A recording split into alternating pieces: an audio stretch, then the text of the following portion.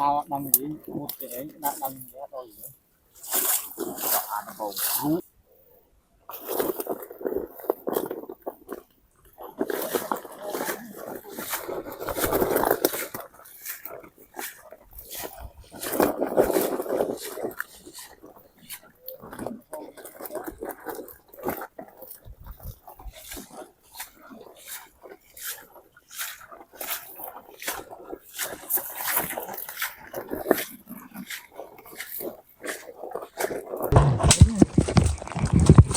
này mong mày có bạn mà đang mong bông trong tông này pi trong dừng lên to tiết tông này mũi dừng lên và đang xem chưa ngủ ăn nông cái tô cái nông này hỉ ưa thật đó này hỉ pha ăn tay nông này ngon thổi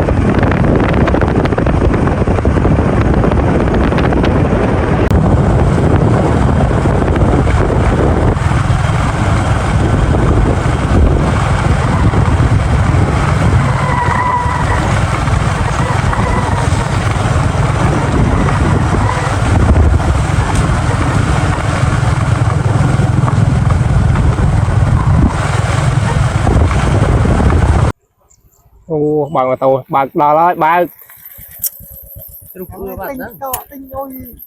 tôi tay phát hả thằng tình là bảy đo tiền vâng tính phí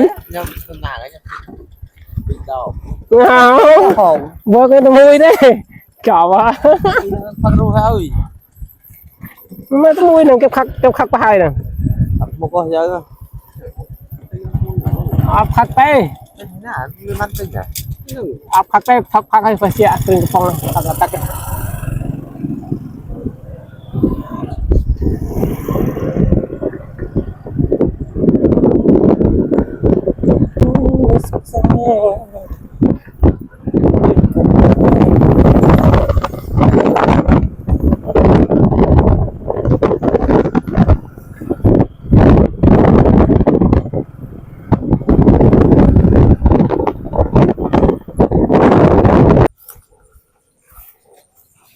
đỏ tí tặng ồ thôi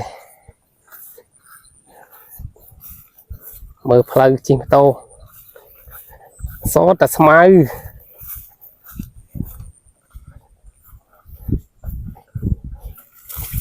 một con sợi lo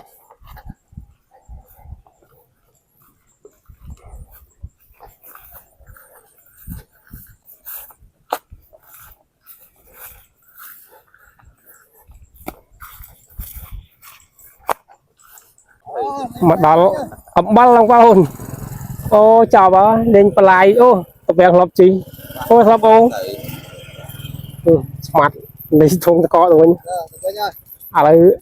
tập vẹn lòng bao này tập vẹn này để tao nói đâu để tao nói ở đâu không vẹn lọc cho họ đây chào bà ơi bạch bài vào câu thôi bạch bài là trong tờ váy trời đi vô tập cái lũ trai ăn lên cho mà tập bài đó mình chơi nhạc đọc ở đó tập quen nghe đây ông cái trai đạp chuồng ở cho người tập bài là cái tàu vía rồi sắp tốn mà đâu Hú, sao?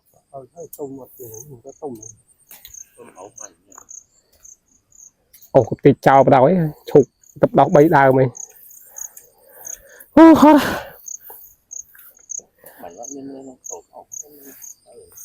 Cái nè. Cái mà nói thiệt, cái nè cái tôm. Ồ. Chạy hết nhở. Chạy hết ốc thì canh. Nhưng mà đang coi chám này. Chắc cái này. Nó chắc sợi này. Cái bay đấy.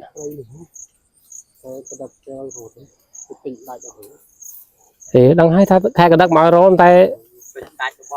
à lời Việt Nam chụp kia nè đam chụp nhưng can là Vivo à chậu nó tiền từ đấy on tinh phải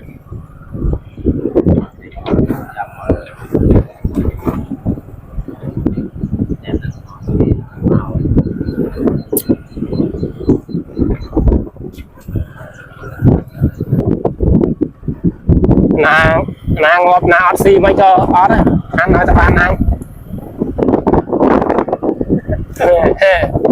ăn tập bèn na phong tray tray thọp ô rồi đại nam mà lấy chụp với nhỏ ơi cháu à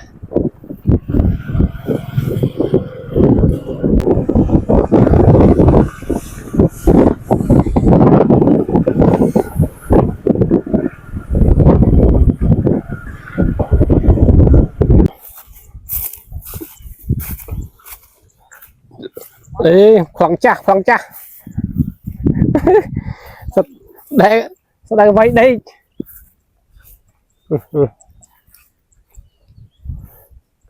tặc lặng lọc khôn lớn không có một có bay lên nhưng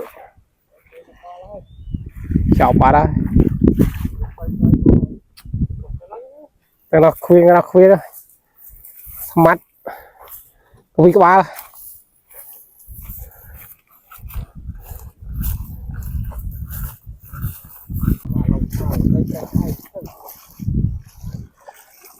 ồ chuột trơn mấy à rồi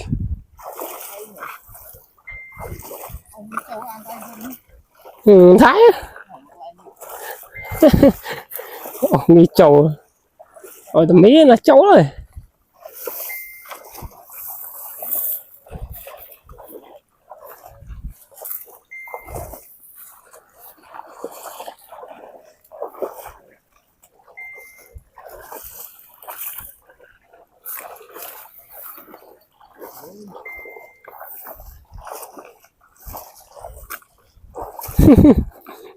bèn vào pan chạy trời tinh pot nói mấy trời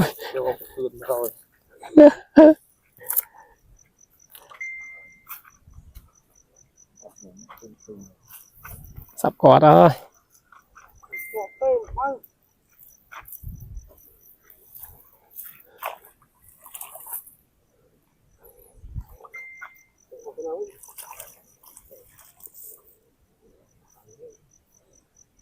phóc rồi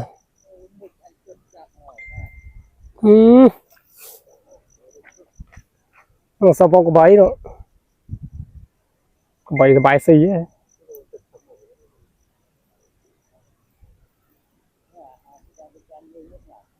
cái nào rồi tay trăng nữa đâu ở tay ở tập bèn vào đây bơm miệt tay yếu chồ đấy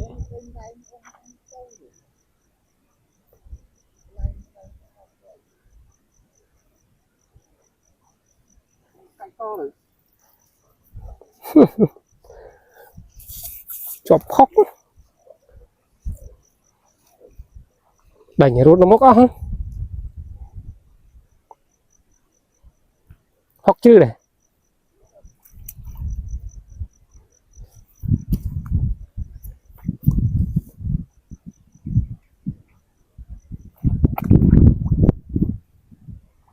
tăng con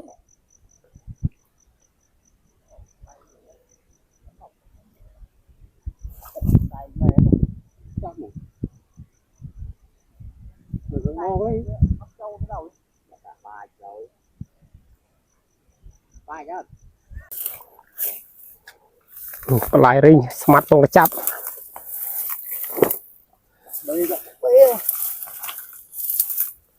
cái rồi ô tâm tập bèn bán cái sọ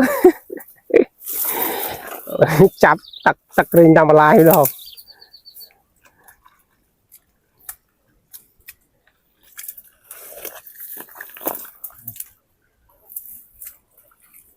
tôi lo đây vào đó này mày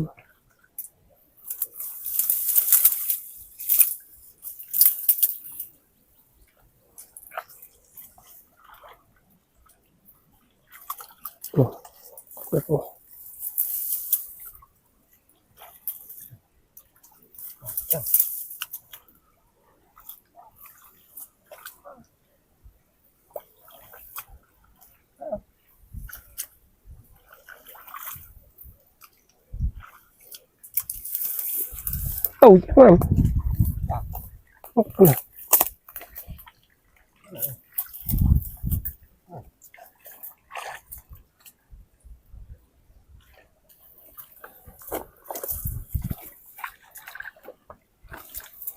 nó cái avatar cồn nữa cái này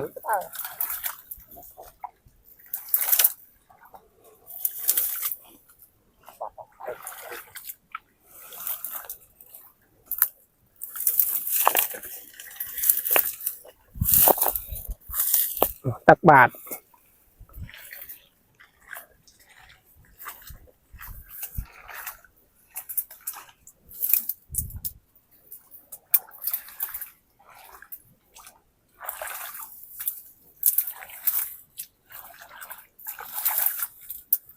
khơi mà nó bọc chắp vậy đấy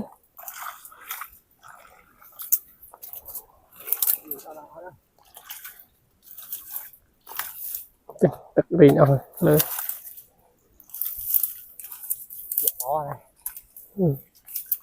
xong ta bắt rừng thằng tây là ngu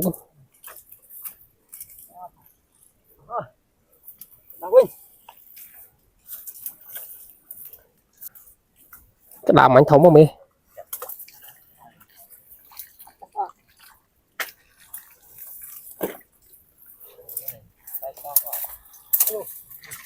cái anh rụt bọc rồi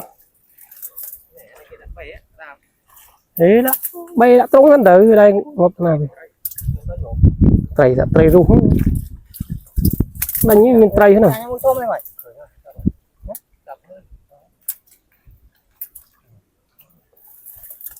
đó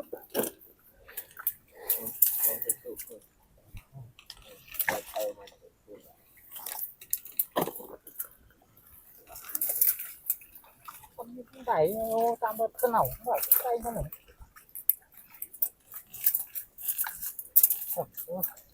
ơi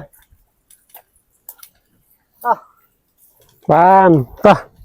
liền khluôn đặt xi bài co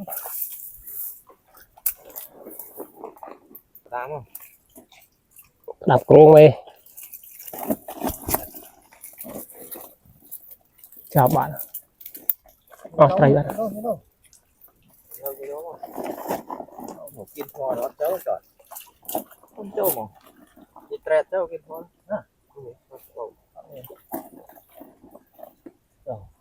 nên lôi nhỉ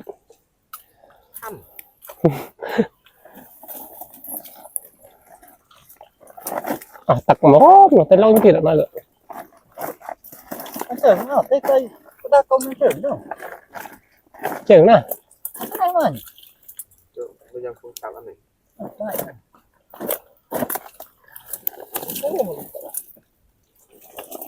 cái nhà khang trương đấy tặc chứ nhưng mà ta không được tặc chứ đây rồi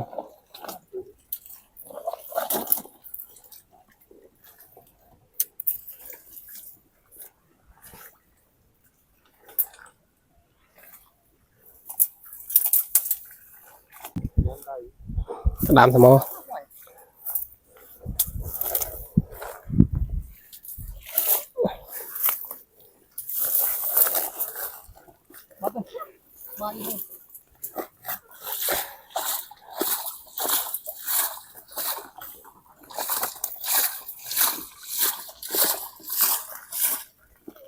tao đăng gì một cái đăng cái tôi gì ăn bầu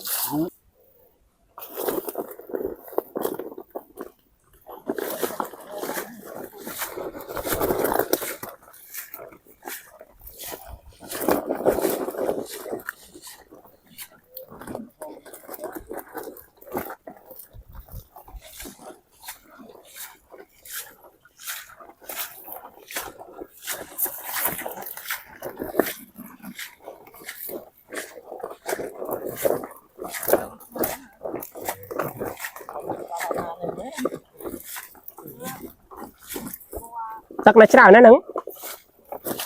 đấy mày tắc này chả như này mày đặt vào lòng mày chứ đó mình trai do đây mà tay tắc thà vong lòng này lòng mình đè lên nhau này mày chung mình mày lo cho vậy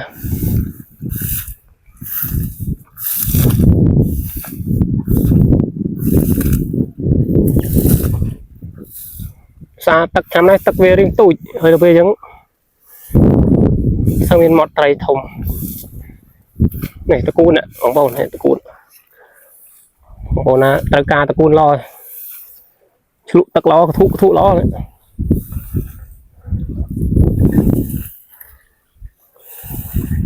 là bài tắc cún bàn mà đầy vô từ lo mà chung thôi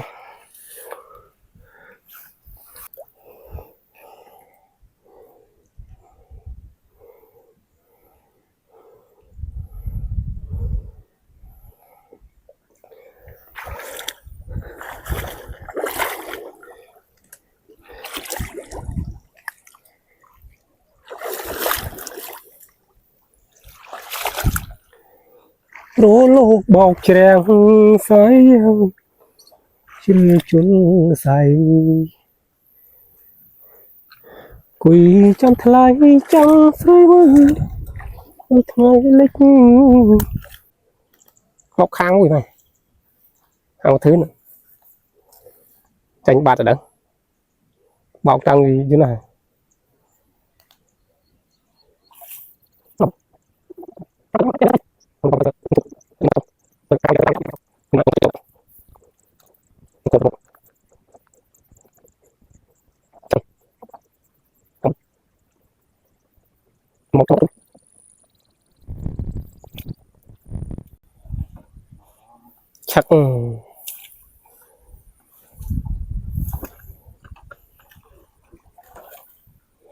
chắc anh tay nữa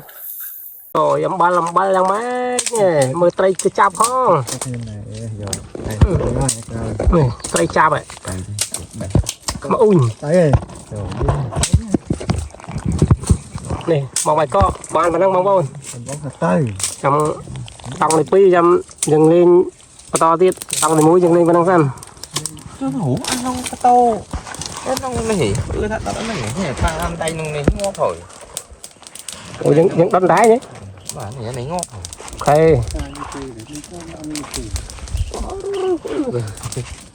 những đánh đáy nhà ngon ngon lên vinh bài co mê bài co chọc mấy nè trai chào phải là trùng này trai khai trong tao trai đã thông là co đó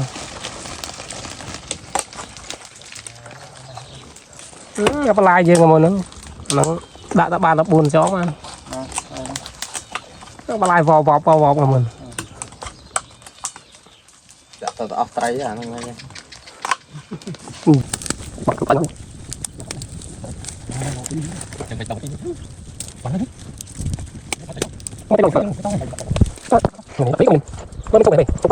khoai mà đốt gì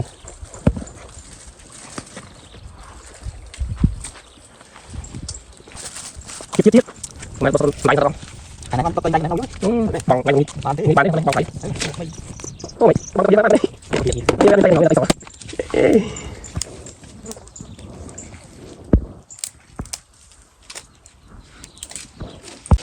mày là chết đó mấy đó chít này ngoài dọc bài trộm lật chụp vô khàn bài lật chụp vô ơi tao bài chụp rồi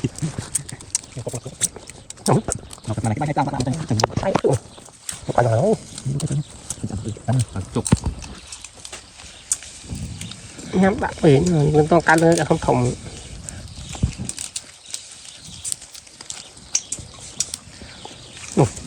một số là quá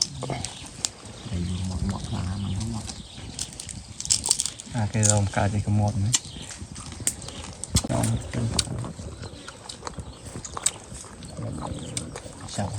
chọc ba chục xây ngõ mày rộp hả ở chính đó chứ chấm hộp bài rồi chấm hộp chị đây á mày chấm hộp ba chục chảy đọc lời cái đây tha nè đông hả bên tập lời cái rồi chả này bóng có đây đã ơi lấp môi mà ủa tủi tạm mờ tốt lắm thì là chồng là không bay một chút lỗ ủa cái bên mốc không trong ba bông chen năm quá cả tiệc thái này nữa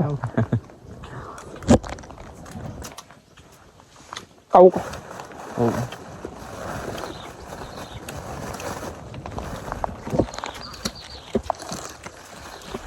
chụp vào lại chết đấy ui cái này thấy nó cay chua anh nữa thì lôi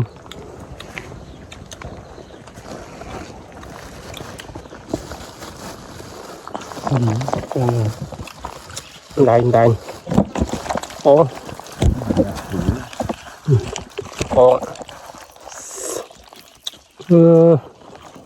thịt tôi nhé chục bát chọc cổ